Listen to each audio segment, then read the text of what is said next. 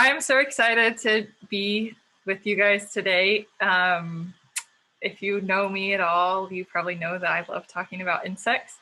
And as Mary Kay and I were talking this year about different discussions that we could have about Earth stewardship, I brought up that this year in DC, we're having the 17-year cicadas showing up. And so I know that some people have talked about how amazing it is. I've never seen it, so I'm really looking forward to, I guess they come out in May and June.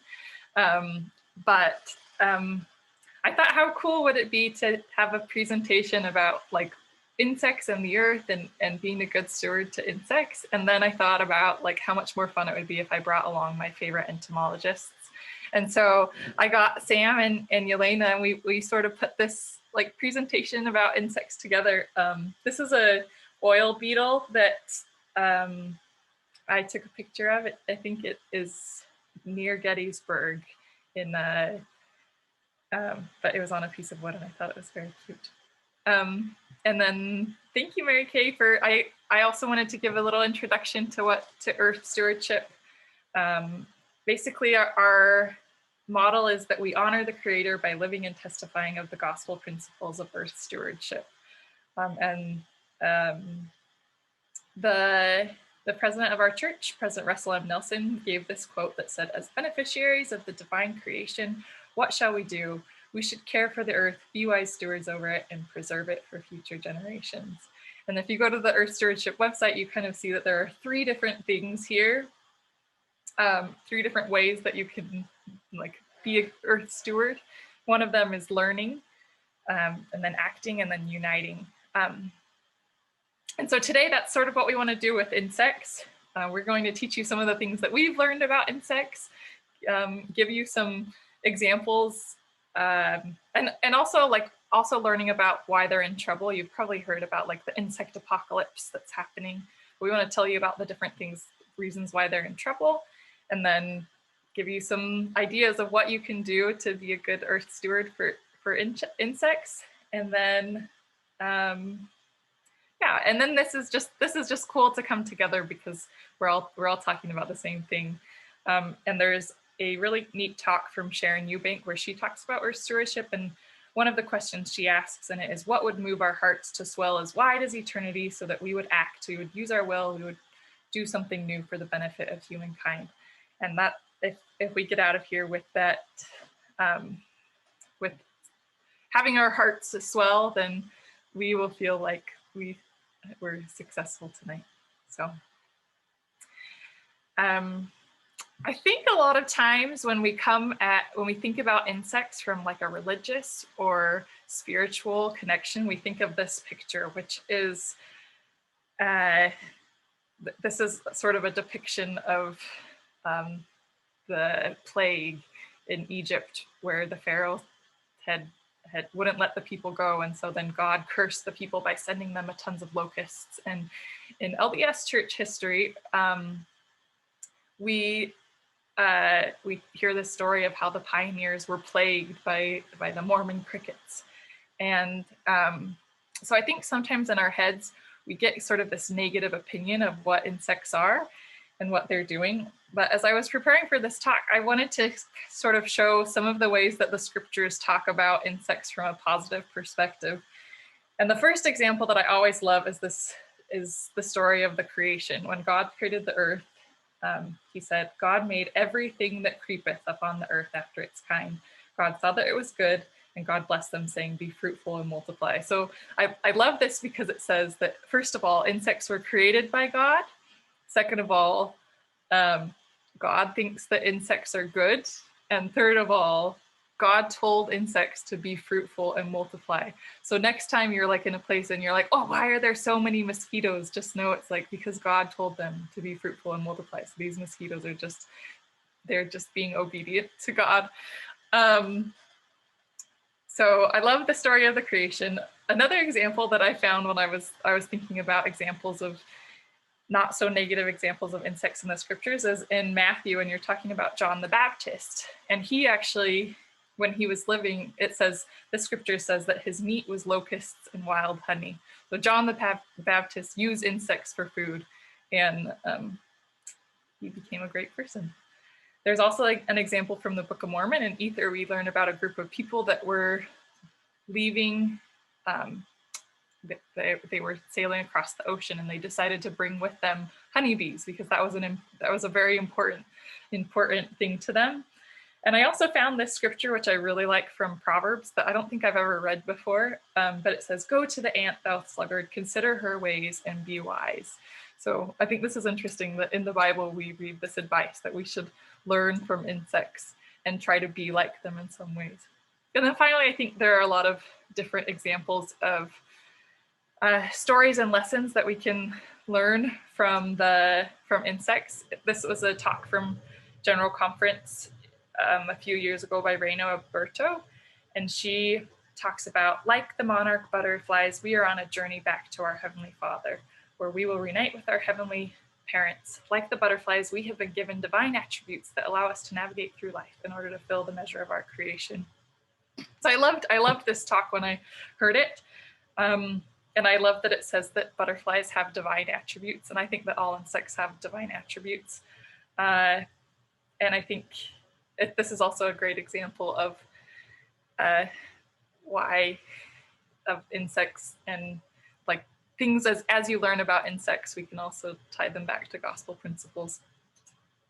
But with that, we want to introduce ourselves and sort of how insects are part of our lives.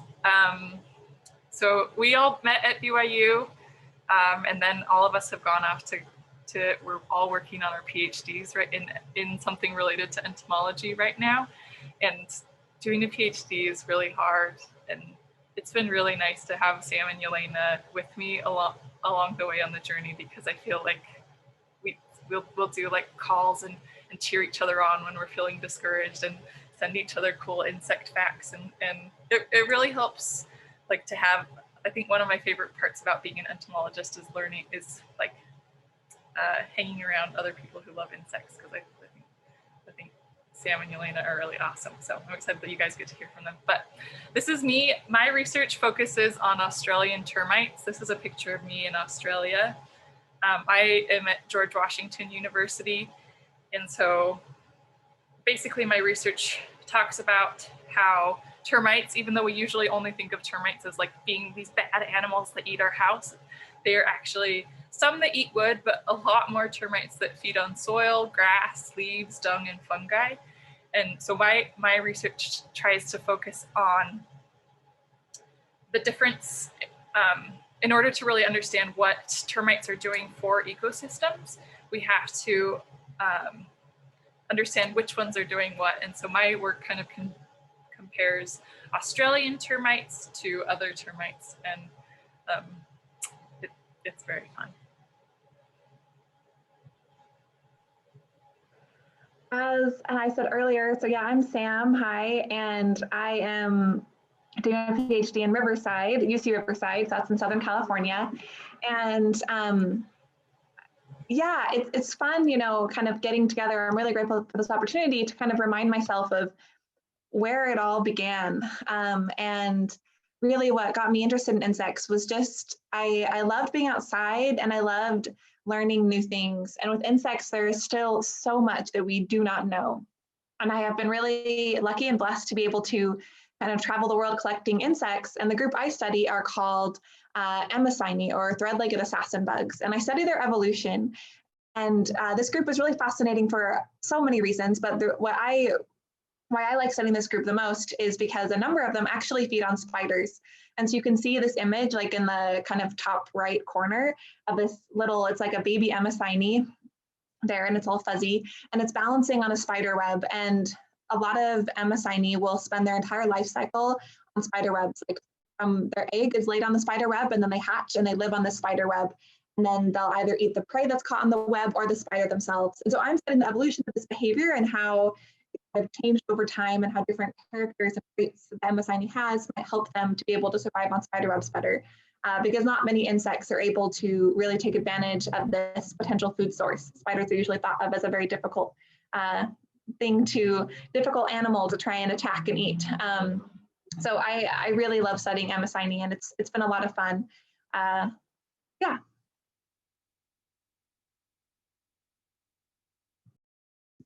Hi, I'm Yelena Pacheo, and I am a PhD student at the University of Georgia, and I study the evolution of firefly signaling.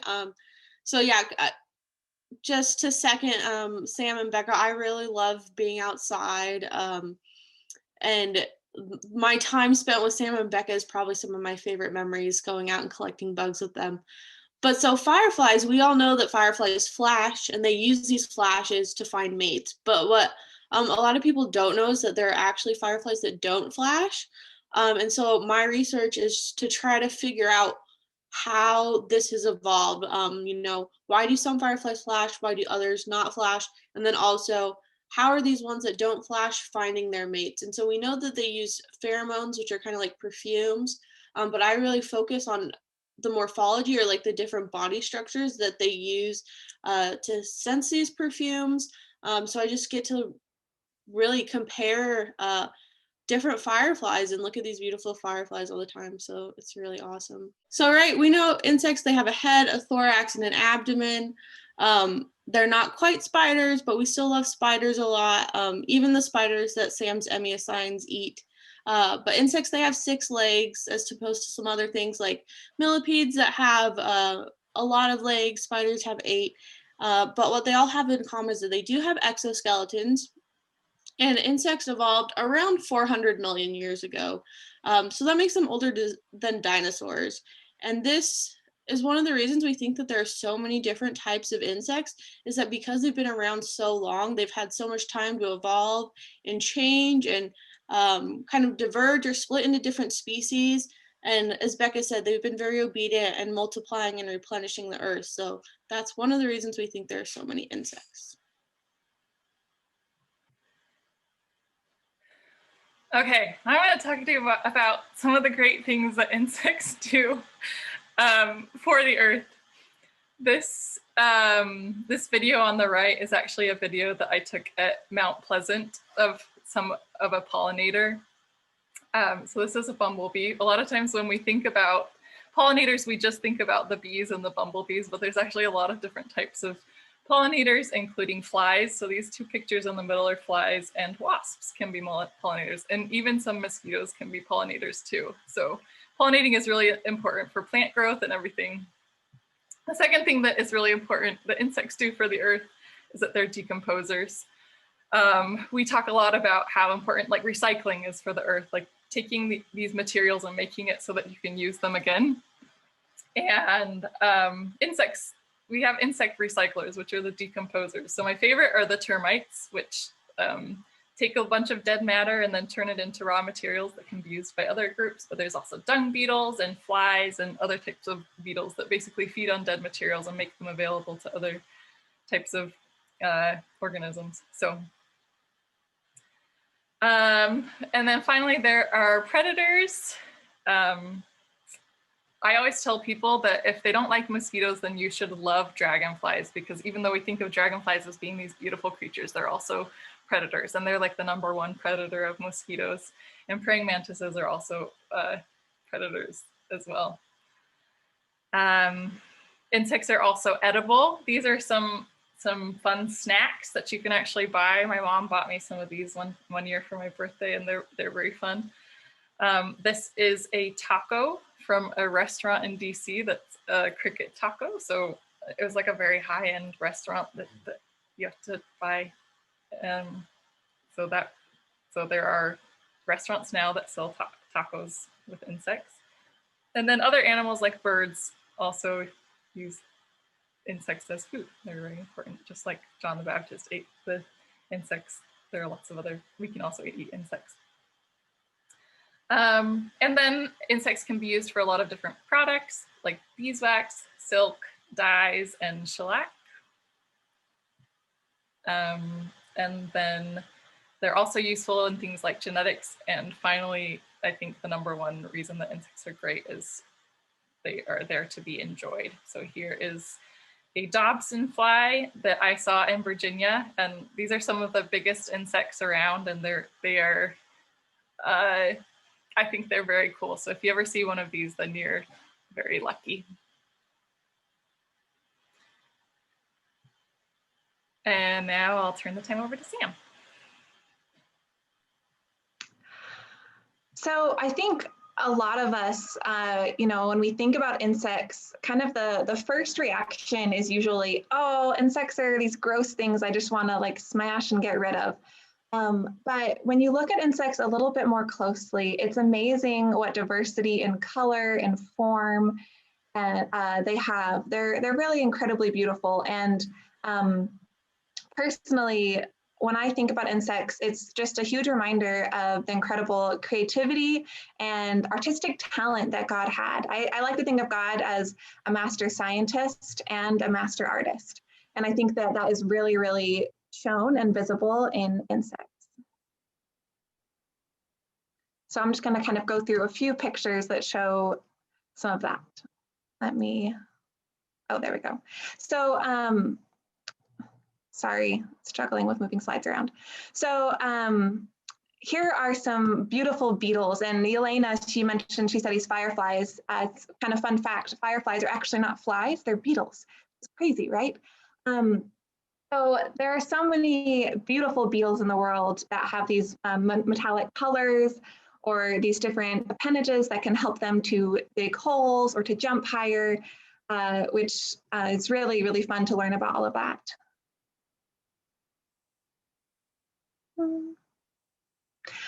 Everyone, or at least a lot of people, it seems, love butterflies and moths. And I am usually astonished. Usually I think of moths as being kind of the drab brown ones and butterflies is very colorful. But I did some collecting one time, and we actually saw an incredible diversity of moths come to the light trap. And it was just these beautiful, beautiful bright colors, and they were all fuzzy. And I for some reason, fuzzy insects, they get me every time. I think that they are the cutest.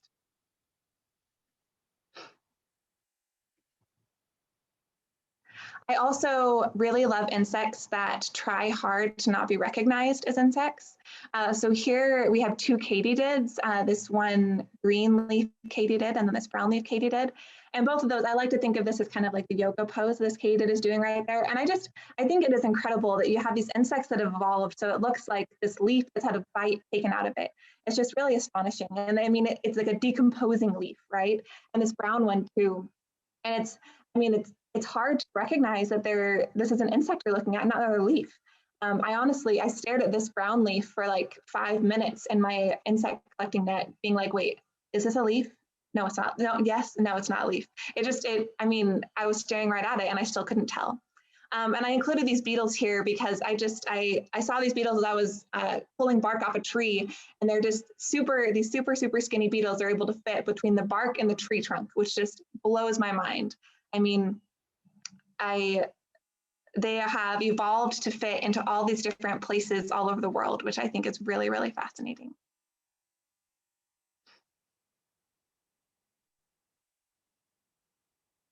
And then I also always have a soft spot for dragonflies. I studied dragonflies during my undergrad, and there's also an incredibly large amount of diversity in color in dragonflies, and you have some beautiful patterns on their wings, but then also on their thorax with the different colors.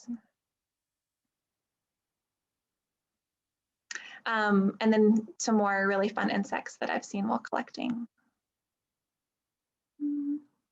And I think a lot of us really love praying mantises, and this is just a very small sampling of some of the diversity of form this praying mantises have, but you have some that look like lichen, and they can just snuggle up to some lichen on a tree and you couldn't even tell that it was a praying mantis. And then there's some praying mantis that can just blend totally into the bark of a tree. This praying mantis on the bottom left of your screen, I thought was super cool. It had a dark body and then these bright green wings with a dark spot in the middle of them. It was just beautiful. And then, of course, I need to end with some pictures of red-legged assassin bugs, the ones I studied, because I think that with their delicate little legs, that they'll slowly kind of walk along, searching ahead with their forelegs. I just find them absolutely beautiful. And I have a little video here. Let's see if it works. And this is an Amazine nymph that is balancing on a spider web while eating a little spider with its forelegs. And I think this is a great example of just the incredible diversity of behaviors that we find with insects.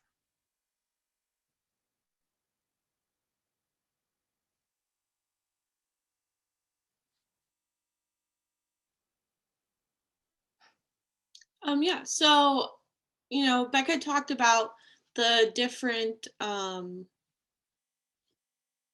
I lost my train of thought. Becca talked about like the different ways that, insects are kind of like important in our lives. And as we saw from Sam, there's a lot of beautiful insects out there. So I wanted to talk about something that's a little less happy, but some of the threats to insects, because I think it's important to be aware of those too. But climate change is a big threat to insects. And so, we think of climate change, or a lot of people think of climate change in terms of like the earth getting warmer, but of course it's more than that. It's extreme temperatures and in areas of the earth that are not used to those temperatures. And then we get things like fires, right? And droughts, and also intense storms. So when we have extreme temperatures, especially things like extreme cold, at times that it's not normal for it to be cold, we have late freezes or something like that, that can kill off a lot of the insects and have an effect on the population in the coming years. And of course, fires are horrible habitat destroyers, and droughts as well. If there, a lot of insects rely heavily on water or moisture throughout their life cycle, so the lack of water can really affect the population. And same with intense storms, just kind of another change in the weather or destruction of the population. And then another thing is pollution. So a lot of us think of pollution as like chemical pollution in either like the air or the ground or the water. And insects are actually really good bioindicators of pollution, especially in water. So one way to kind of test how clean the water is, either in a stream or a pond, is to see what types of insects are there, and how many insects are in the water. And then sound is another thing that I think we don't think about a lot, but there's actually been studies on sound levels and vibration levels affecting how effective they are as predators for aphids. So not only does that affect the ladybugs, but then it in turn affects the plants that the aphids are living off of. And of course, one thing that is really important to me, that because I study fireflies, is light pollution. And fireflies, of course, as we said, they use their light to find mates. And of course, and down here at the bottom, we have a very cute, whimsical trail at night with all these beautiful lights. But that's something that is actually really harmful for fireflies, because it doesn't mimic the natural light of their environment. So when we think of things like big city lights, or like leaving your porch on, even if you porch light on, even if you live in the country, that kind of confuses the fireflies. And so they're not out there looking for mates. Um, and so they don't make as many babies for the next year.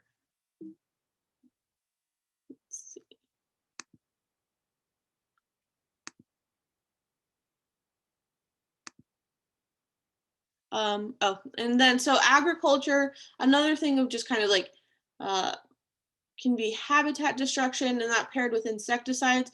Of course, we have to use insecticides in some scenarios, but improper use or overuse of insecticides can be really negative on insect populations.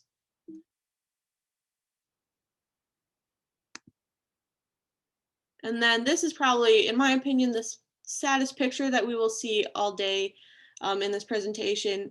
And that is deforestation. So the majority of insects, they live in tropical areas and places like jungles and rainforests.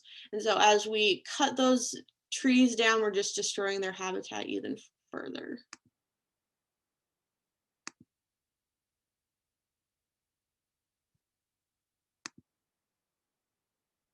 Oops, sorry. Trying to get to the next slide. Oh, and then introduce species. So this slide makes me laugh, because those who know me know I'm terrified of frogs and toads. But I think this is a great example, is the cane toads in Australia. So there was a species of beetle in Australia that was ruining, or the larvae were eating all the sugar cane. And so they brought the cane toads in. They're not native to Australia, in hopes that the cane toads would eat all these beetle larvae and save the sugarcane crops. But unfortunately, it turned out that the cane toads did not like to eat the beetle larvae, but they like to eat all of the other insects in Australia. And so cane toads have really just kind of taken over in terms of eating other insects. So it's really been detrimental to some of the populations there. And then another story, or another, not story, but another line of evidence for this is actually ladybugs. So there's a non-native species of ladybug that we actually find in North America, and they came over when plants were imported. And as you can see here, this is all one species of ladybug, so they have many different forms. So these non-native species, they look just like the North American ladybugs, and they're out competing our North American ladybugs for their resources. So these non-native ladybugs, basically, they came over and they're doing a better job at multiplying and replenishing than our native ones, unfortunately.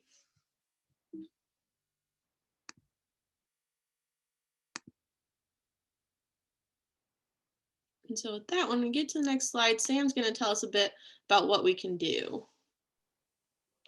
So we've talked a little bit about how incredibly, amazing insects are, and just the help that they provide to us and also other organisms too, but also how insects are kind of in trouble. But thankfully, there are always things we can do to help, even on an individual level. So one of those examples is converting our lawns into diverse natural habitats. We don't really think about it this way, but those lovely green lawns that we all like to play frisbee on they're kind of like a desert to insects and animals, where there's not a lot of diversity there, not a lot of food. And there are actually around 40 million acres of lawns or turf grass in the US. And insects need quality habitats in order to survive. So even just a partial conversion of lawns to natural vegetation, like around 10%, that would greatly increase the amount of habitat for insects, which I know a lot of people, they're trying to get rid of insects on their lawn, but having beneficial insects can actually be really helpful. And having these natural habitats will lower the cost of lawn maintenance, because you won't have to water them as much or apply herbicide or fertilizer. And you also don't need to trim your natural habitats as much.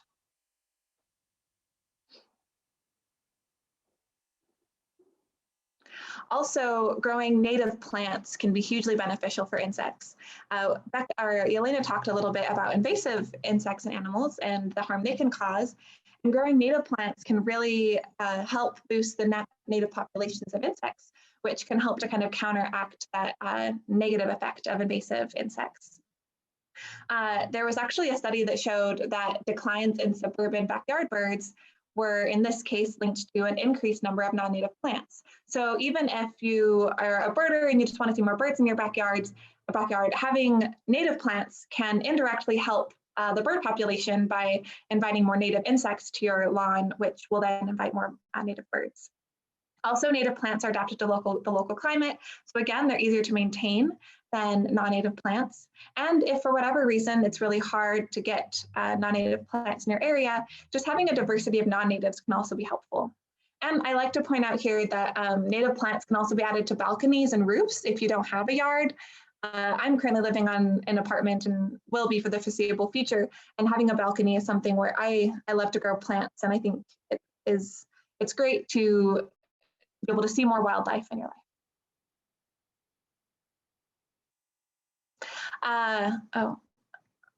Also, pesticides and herbicides, while they can be really, really helpful in certain circumstances, they're usually overused. And this leads them to often target and harm non-target native insect populations that actually aren't harming your crops or whatever it is that you're trying to get rid of. So, and they've even found that sometimes pesticides can be higher in urban streams than near agricultural areas. So there are a lot of non-chemical measures that you can do, so that way you don't need to use as many pesticides and herbicides. Wearing long sleeves can really help if it's mosquito season and there are a lot of insects out biting. Also, having window screens that are working properly can really help prevent insects in your homes. And then a really important measure is to identify and remove standing water in containers, because that can harbor insect larvae, especially mosquitoes, that can cause a lot of extra mosquitoes in your backyard.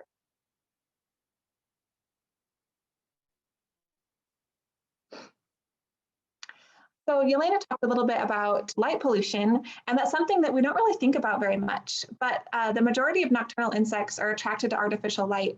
And when you have artificial light, it can then indirectly kill those insects through either exhaustion or predation. And so by turning off unnecessary lights and using motion activated lighting, that can really do a huge step forward in helping insects that come out at nighttime. Also, there are light bulbs called shield bulbs that limit the light spread to where it's needed. So you're only lighting a specific area. I hadn't realized this before learning more about light pollution, but actually a lot of the lighting we use is it's lighting a much wider area than we actually need. You can also switch to bulbs that produce amber or red colored light because that attracts fewer insects. And something that I thought was really kind of important to note here is there are a lot of tools that are advertised as killing certain insects. And one example of that is UV black lights. And they're advertised as killing these harmful insects that you want to get rid of, like biting midges. But usually they kill more beneficial insects that would be helping your garden than actually the ones that are biting and hurting you. So while again, it is useful to have things sometimes to contain insects, you should be careful and research the tools that you do use. Another way we can help is by lessening soap runoff and reducing the use of driveway sealants and de-icing salts. So when we wash cars and building exteriors, the soap often has pollutants in it, and that will drain directly into the local water systems. And if we use biodegradable soaps, that can really lessen that effect. Also, coal tar-based sealants are released as runoff into the soil and atmosphere that we will use on our driveways frequently, but there are soy-based sealants that are less toxic. Another thing that those who live in areas with snow, not where I am right now, but people who live in snowy areas, we often use rock salt to prevent icing. And something I hadn't realized was that rock salt is really only effective above 15 degrees Fahrenheit. So depending on the temperature, it's not always effective. And rock salt can reduce plant growth, injure plants and insects, and will damage concrete. And other methods such as snow blowers and electric snow and ice melt and sand can be just as effective as rock salt. I mean, of course, snow blowers don't really work on the road, but sand is another effective method that doesn't cause as much harm.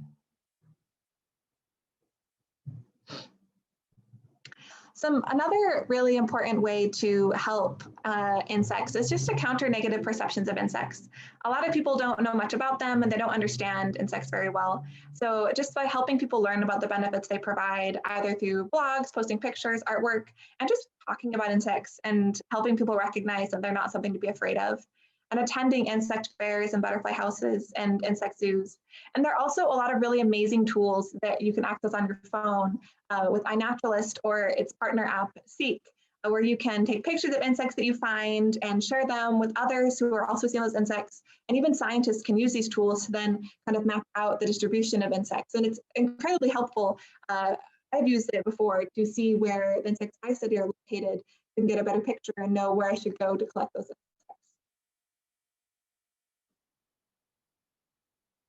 Also being an educator, ambassador, and advocate for insect conversation. And this is especially, I think, really important to recognize in children. I think a lot of the times as adults, we have certain fears that kind of come out and are displayed in our children as well. And so by helping our kids recognize and develop and keep their natural love of insects, that can be a huge step forward, and recognizing that these are not animals that need to be feared or kind of aware of, but it's just that they're something we can appreciate and enjoy together. And often that the first wild animal kids will encounter is an insect. And so helping them to kind of keep that appreciation and love of insects is really, really important and beneficial.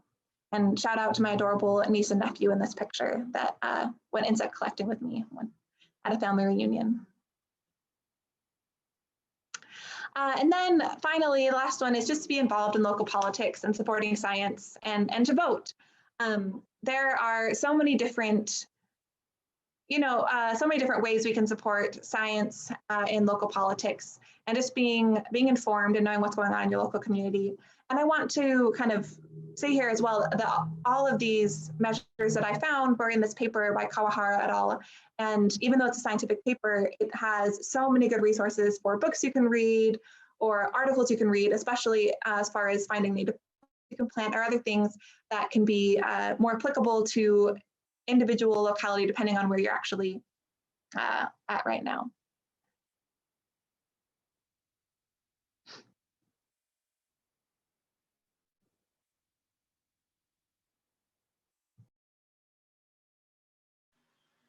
And with that, we want to thank everybody for being here today. Again, sorry about the earlier difficulties. We'll have to be better about using the waiting room, or I didn't know about the annotation figure or whatever. But I do want to close with like a, I guess another spiritual thought that I love this scripture in Matthew 25, that inasmuch as you have done it unto one of the least of these, you have done it unto me. And I know that when Christ said this, he was talking about other people, but I also think that this can apply to other creations that our Heavenly Father has made as well. And I know that insects, they're very small. We don't understand their voices, and I think that by learning about them, by doing all these little things, and I know that Sam gave like these are like a ton of different suggestions of small things that you can do, and I think one of the things that we've talked about in being Earth stewards is that it's like sometimes easy to get overwhelmed with so many things that we need to do. But I think like even just being appreciative of insects can be a big step forward. And yeah, I'd like to thank Sam and Yelena for joining me, and all of you who are listening today. And I am going to let people come off mute if they want to ask any questions.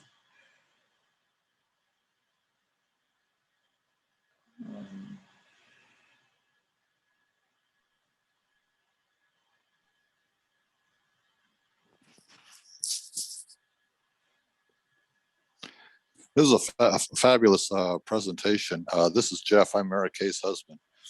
I wonder if you could talk a little bit more about the role of insects in the broader ecosystem. I mean, there's a tendency to say, I love birds, but I can't stand the bugs. So let's just get rid of the bugs and keep the birds. Not sure it works that way. I think we talked a little bit about that, and maybe you could elaborate on where insects fit into the food chain, and some of the animals that maybe have a little better public image really rely tremendously on insects. Yeah, I think that's one of the really important things about insects, is that they're usually the bottom of the food chain. They provide food for a lot of different animals. And I know that in ecosystems that I've worked in, like termites especially, like a lot of animals need to eat termites, and when there's no other food, sometimes there's insects that they can eat. And I think that's really important to note, that if you love any type of nature, like if you love if you love seeing birds, then most of the time the birds are eating insects. I don't know, Yelena or Sam, do you have anything else you want to add to that? No, I think that's great. Yeah, it's just that I think, there's this, like you said, I mean, birds eat insects, like deer, lots of animals eat insects, right? So even if you don't love insects, which is fine, almost everything around us, it all depends on each other, right? Like we depend on plants in order to survive. Even if you don't like vegetables, we still, you need to have some plants in your life. And other, if cows eat grass, and if you want to eat cows, then you need grass. So there's so many layers to everything around us, and taking out all insects, it would not go well for anything on this earth, I don't think. Jeff may have asked that question because he knows sometimes I give talks about native plants and the role of insects and the connection between, for example, caterpillars and like the nesting chickadees, just a normal little songbird that we have. And it takes about 9,000 caterpillars to feed one nest of 4 chickadee up to the age of fledgling, and another probably 6,000 or so caterpillars to get them to be old enough to leave the nest. So you're talking about many thousands of caterpillars, and if you don't have the plants that can support the caterpillar populations, then you're not going to have the chickadee birds. So if you want to have nesting birds in where you live, you need to be providing them with the kind of plants that will support the insects that support the birds. 97% of birds that are terrestrial rely on insects when they're feeding their young. They can visit your seeds that you put out in the winter or whatever. That's good supplementary food, but for their young, they have to have the insects.